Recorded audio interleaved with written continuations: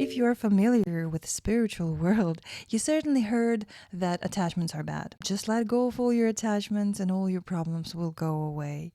You are suffering, you're struggling, you're in pain just because you care too much. Just let go of all your attachments and everything will go away. So today, me and my shadow, we will work introducing a new perspective. Attachments are very crucial for us human beings, for our survival, and more than that, they can help us. Right understanding of attachment and right work with attachment can help us to cross the dangerous river to the other shore. From the world of well-researched modern psychology and nonsensical spirituality, let's start from the very beginning. When human beings are born, they are extremely helpless. They need to form a secure bond with their caregiver, nurturing, caring, loving caregiver, to be able to survive. It's the question of life and death. Contrary to the idea of Maslow, where in his hierarchy of needs, we see that the need for love, care, and compassion is placed after physical needs, the experiment done by someone called Harlow proves otherwise. Experiments done by him are very cruel, so if you feel like you might be triggered by discussions of animal abuse, you can skip to the next part. Infant baby monkeys were taken away from their mothers and placed in cages with wired construction that was called a mother and that had bottled milk to provide food, and the kind of same construction but covered with cloth that was called cloth mothers. They had no food. And again, contrary to the expectations, monkeys would spend most of the time holding on to cloth mothers. They would only try to reach for food, trying to avoid actually physical contact with those wires when they were hungry. Once fed, the baby monkeys would return to the cloth mother as soon as possible. So we can see that those cloth mothers were more effective to help decrease the level of fear of the youngsters. This supports the evolutionary theory of attachment. Species, not only human beings, but different animal species need this attachment to be able to survive. So the sensitive response and security of a caregiver is way much more important than just providing food. To say it in other words, the need for love, care, and support is way much more important than the care for physical needs. Additionally, different experiments by the same researcher were proven that when baby monkeys grew up without having any contact with cloth mothers, only wires, when they would grow up, they had a lot of difficulties socializing, protecting themselves from being bullied, forming mating, pairs. And when females would become mothers, they became inadequate mothers. They didn't know how to care. They would, throw babies. Such drastic experiments, I believe, were done on human beings, but of course were never published out of justified fear of anger. But we can see that it's same for human beings. From cases of severe neglect or children being lost or even raised by animals, we can see that they can survive physically, right? But they nowhere can develop into a functioning adult later on. So again, let's come back to the statement that this attachment, this bond to a caregiver is important. And in modern psychology, we divide those 4 types of attachment. And this experiment was done by Mary Ainsworth, very famous one, called Strange Situation. And she saw 4 types. According to estimate statistics, which for me, honestly, it's a little bit difficult to believe, but the most common type is secure type of attachment. About 50 to 60% of population has this type, and the code is, I'm okay, you okay. When a baby receives love, care, and comfort from the caregiver, it trusts that their need, whether it be physical, emotional, are going to be taken care of. They grew up having trust and comfort in relationships. Individuals feel safe and valued, can depend on others, and balance intimacy with independence. Next type is avoidant, and it is said that about 20 to 25% of the population has this type. The code is, I'm okay, you're not okay. Somehow, in a little brain of a child, they already figured out that they're gonna feel better emotionally, mentally, psychologically when the caregiver is not present. They grew up as lonely wolves. They would prefer to be left alone. They don't like to explore close connections. They struggle with intimacy and being secure with another person. I wouldn't be surprised if we made an experiment and asked all the monks, hermits, and even spiritual people who say that attachments are bad, and we will figure out that they are the ones who grew up with avoidant type of attachment, and surprise, surprise, that influenced their future. The next type is anxious attachment, and it is said about 15 to 20% of population has this type, and the code is you're okay, I'm not okay. I'm only going to feel good and secure and valuable if you hear and love me. If you leave me, I feel like I'm just so horrible that I cannot survive. In relationships, those people can appear very anxious and clingy, and it is difficult for them to feel the worth, self-worth, if another person is not constantly confirming that they are worthy of love. And the last one is called disorganized attachment type. It is said only 5 to 10% of the population has this type. It is usually a result of a severe trauma or abandonment, and we call it disorganized because a person as if cannot make up their mind.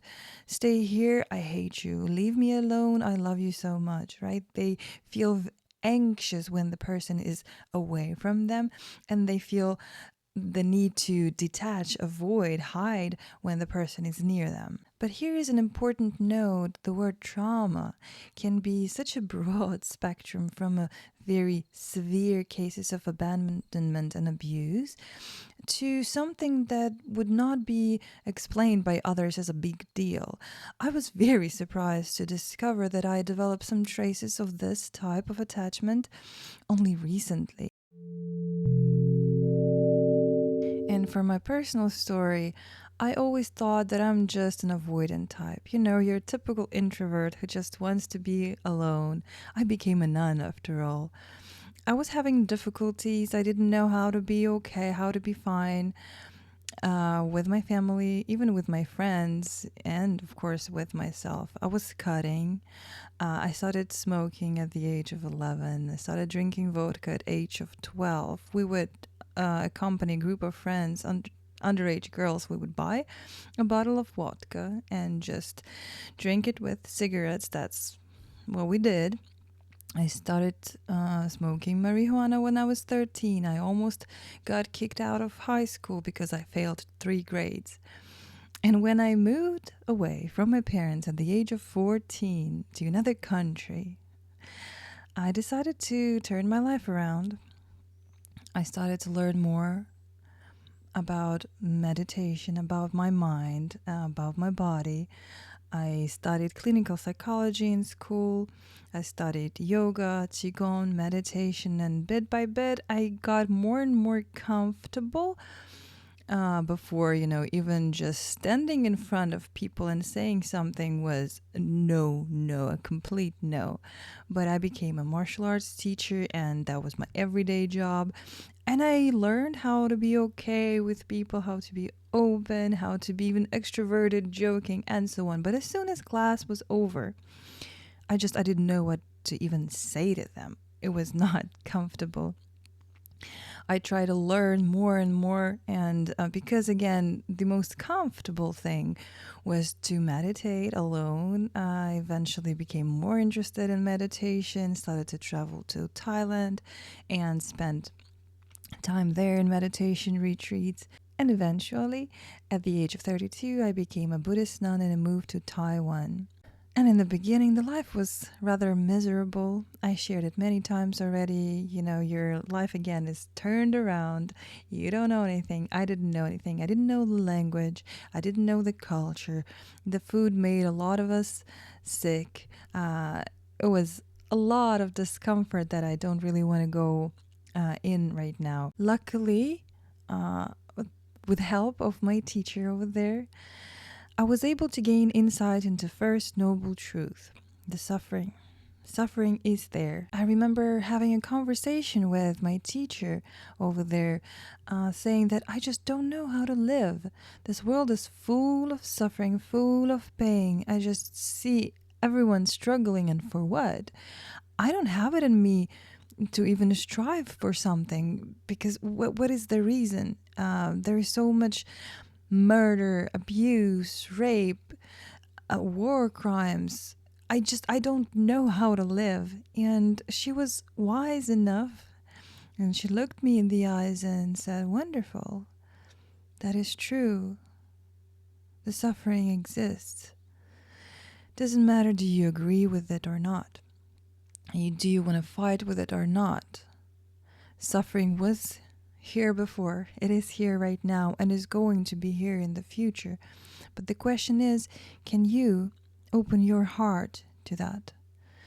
And that brought me to a certain practice where I would have to allow the feeling, the sensation of suffering go in, literally almost physically open my heart, and to let that pain really touch me. I realized that the most pain that I feel, even sometimes right now, comes from resistance. When I don't want to feel unpleasant sensation, whether it's going to be a little or a big deal, because it's so unpleasant, we're pushing it away. But if I allow it to really, really come in, touch my heart, touch my whole body, touch my mind, eventually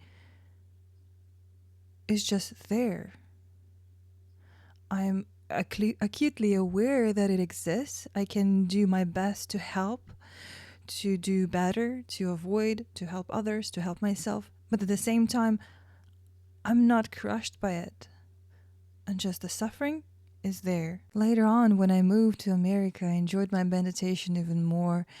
And my meditation peaked when I had my own personal retreat for almost 3 weeks. Especially one night when I was able to jump into this timeless, spaceless place where it's so ineffable, unfathomable, and I was just radiating with light, my whole body, my whole mind. It was a wonderful experience. And once I got out from that meditation, I saw suffering very close, other people. And I had to ask myself a question: what do? I know how to feel great, wonderful, amazing alone. And do I just stay alone and hide from the pain of others? Or do I roll my sleeves and start doing something about it? That was a question for me. I investigated that for half of the year, and I had a very powerful experience that was an answer to my question. In a pursuit to figure out the cause and effect, if there's a suffering, there should be a cause for that. And what can I do to be the best help possible? So someone near me who's struggling, who wants to change and doesn't have enough tools, what can I do to help them? And that led me to a very deep experience that right now I can only explain. Like, I was able to reintegrate the exiled part of myself. If you're familiar with internal family systems, when we're growing up, sometimes if something very traumatic happened to us, we experience almost as if a split. For example, a little boy was sensitive, right? But his father was abusive. And every time a boy tried to express his feelings, tried to be vulnerable, cry maybe, he was severely punished by his father. So what does a boy do? Unconsciously, he makes a split. This sensitive part is punished and banished from existence, but it doesn't mean it dies out. It's still there somewhere.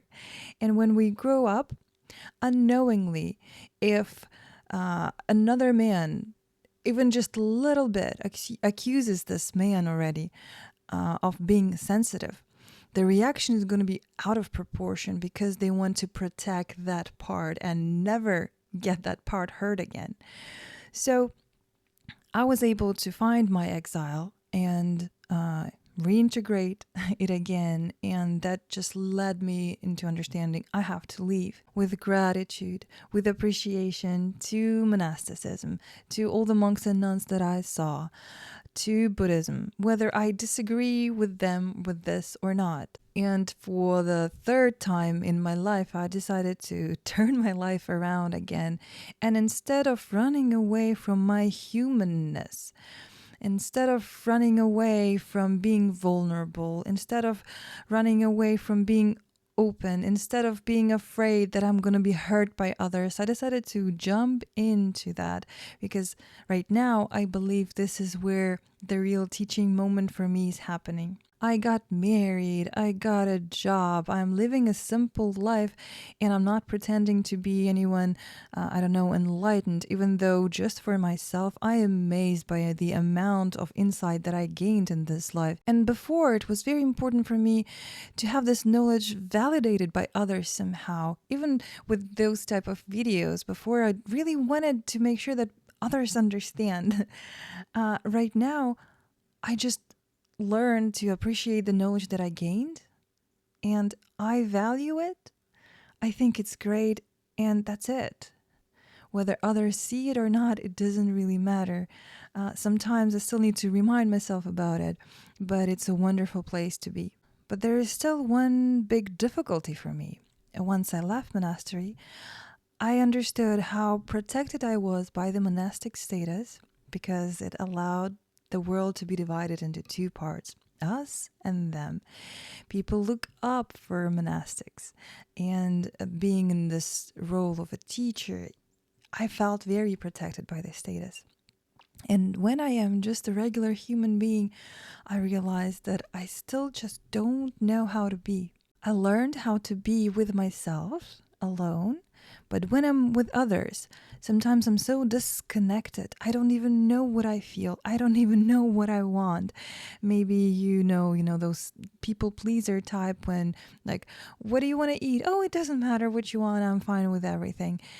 Even if you insist and ask me, but what you want, I wouldn't be able to tell you, because I'm disconnected from my feelings sometimes in the society. And because I stopped running away from people, I stopped being a nun, I stopped pretending not being human being, I stopped playing avoidance and calling it spirituality. Instead, I decided to, thrust myself into relationship and to social situations. I realized that there is so much anxiety, fear, and that brought me back to a contemplation of attachment styles. And that's why I am making this video right now.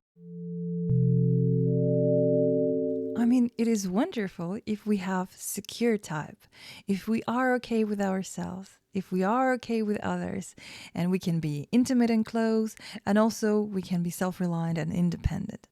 But the truth is, most of us are not. I don't really believe the statistics that I mentioned before. So what do we do? What if I have an insecure type of attachment?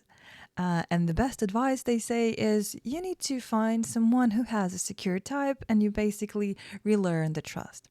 But in reality, it doesn't really work that way.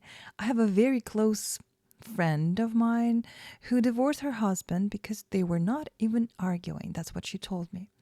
And I remember back then I was very surprised.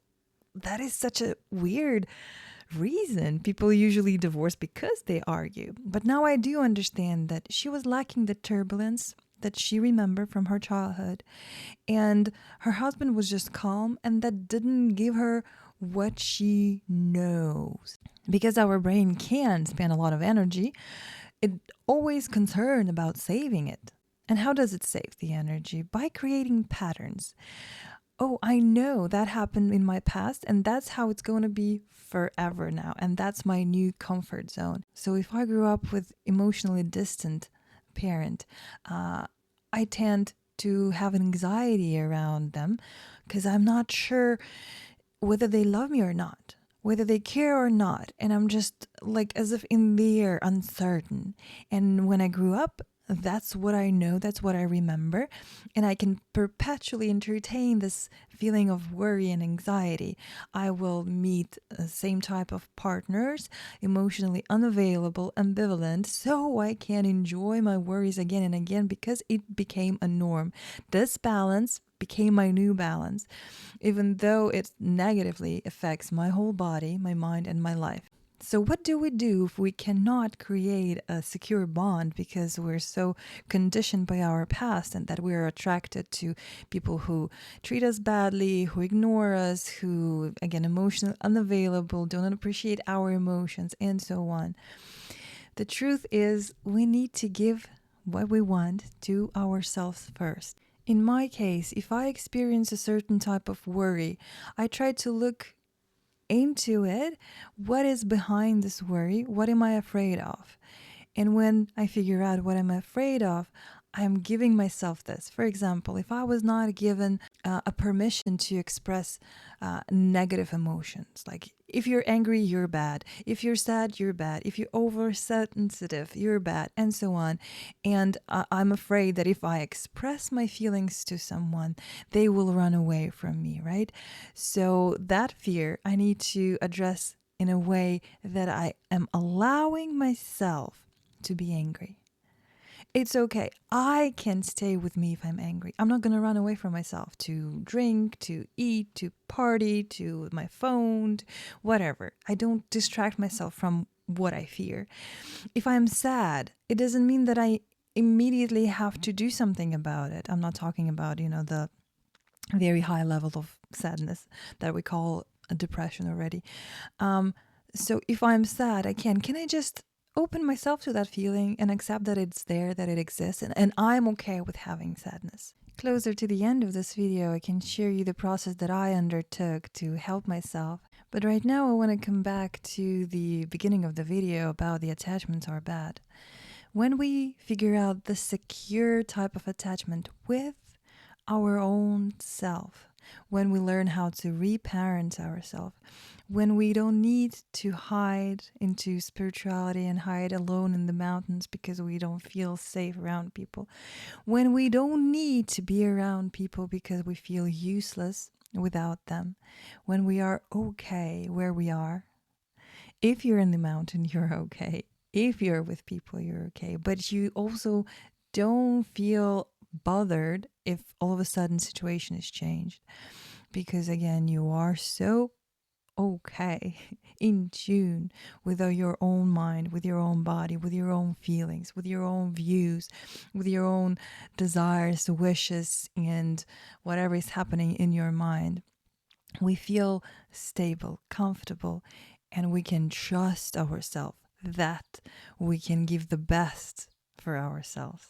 In a sense, reparenting yourself is understanding where kids thrive the most. They thrive the most in a disciplined environment where boundaries are clear.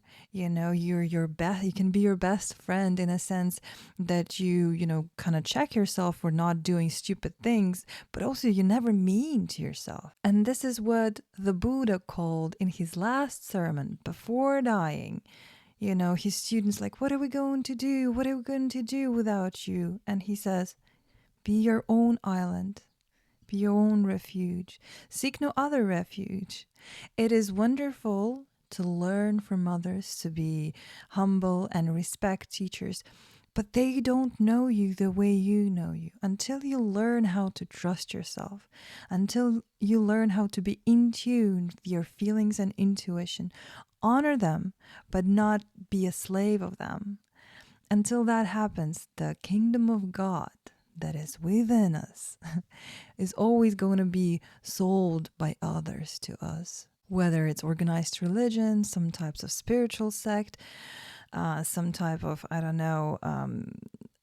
pop culture. We can serve many gods in that sense, right? We can be slaves of money, slaves of pop culture, slaves of political agenda, and so on. And the process, how to get there to this secure space, first of all, we need to understand that if it took us, 30, 40, 20, 50 years to get here, We will need quite a lot of time to relearn it again. So that's all right. Give yourself time. Be compassionate to yourself. And we would need to identify the patterns first. What type of attachment, what type of tendency do you have?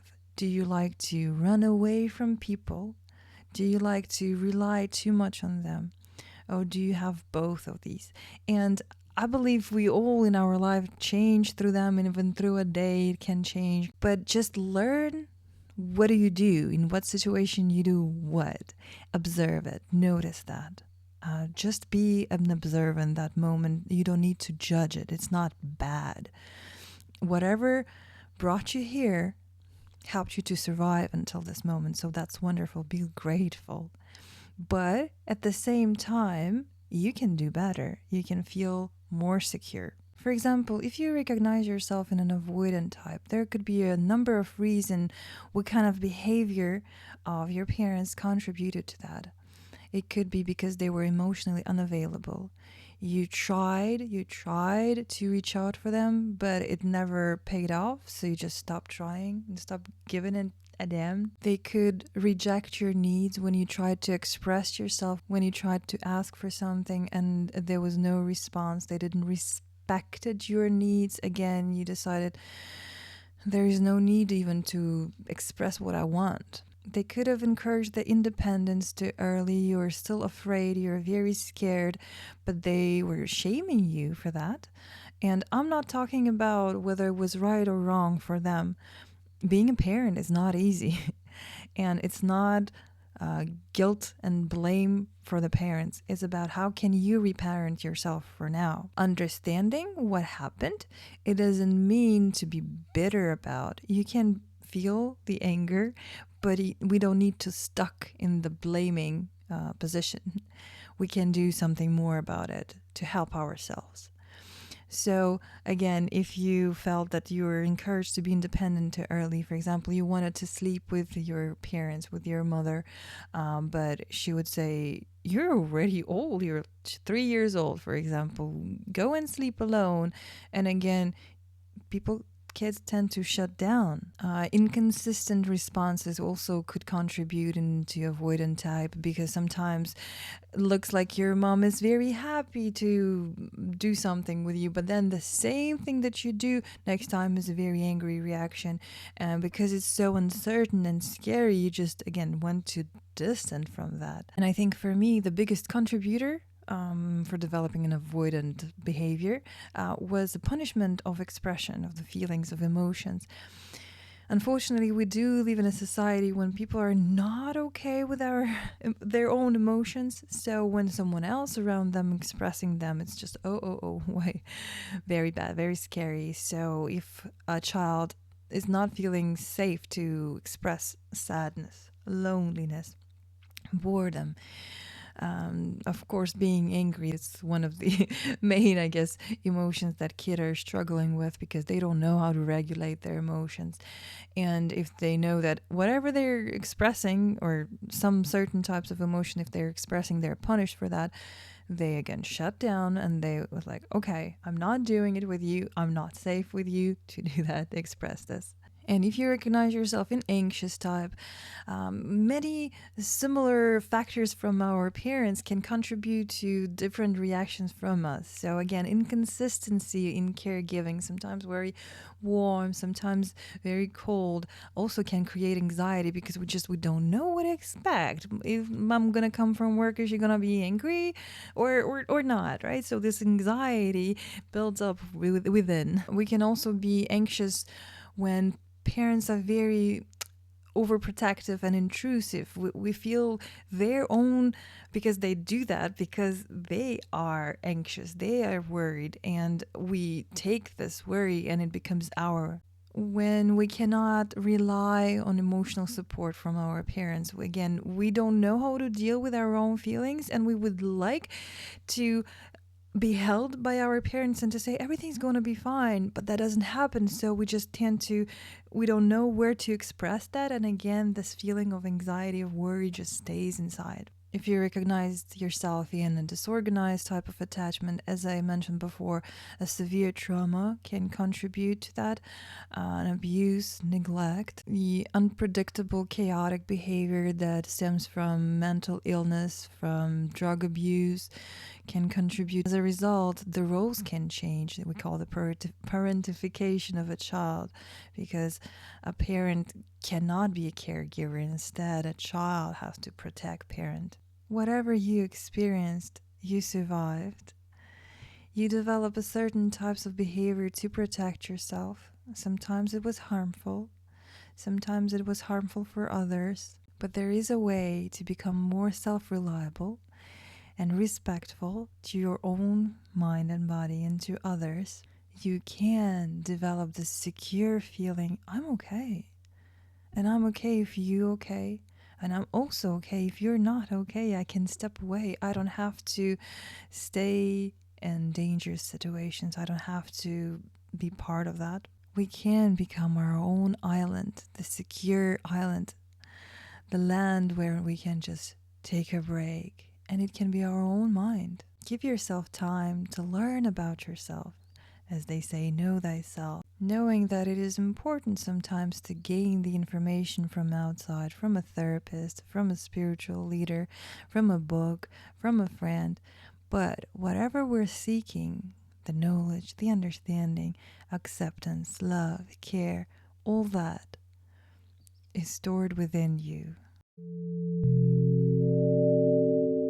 So I wanted to come back to this original point that I made when I said that attachments are not only not bad, but even more, they are a crucial and important part in our spiritual development.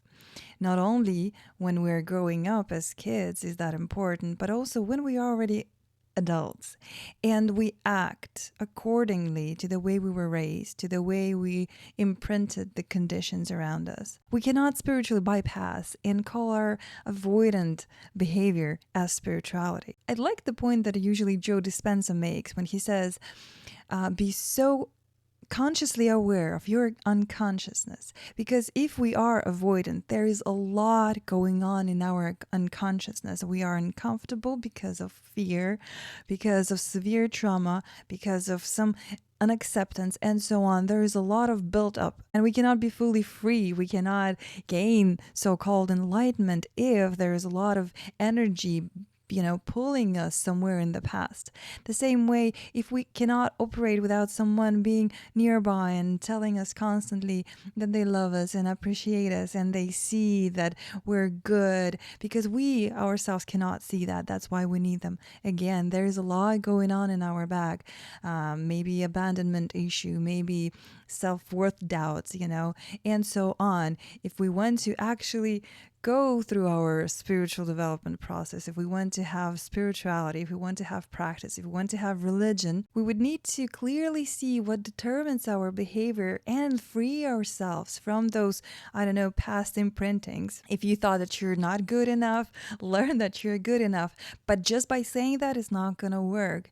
You need to actually figure out how to make yourself believe that. If you think that people are so bad that you need to run away from them, again, you would have to find out how to be okay with and without people, right? And this is how a real spiritual growth is going to happen. By knowing attachment, by knowing that even avoidant behavior is type of attachment, running away is type of attachment. I cannot count how many spiritual people I saw that, practicing alone, and I just see that they are not comfortable around people, and that is why they're preaching, that being alone is so important. So attachments in itself are not a bad thing. Learn how they determine your behavior and free yourself from those conditions, and you can be again vulnerable and open and connected with people, because we are again very connected. We are a group of people living on this earth, and we can be united as one whole thing, both dependent on each other and independent. And that is also a spiritual growth. That is also part of the enlightenment. But we can do that when we are free from those conditions from the past.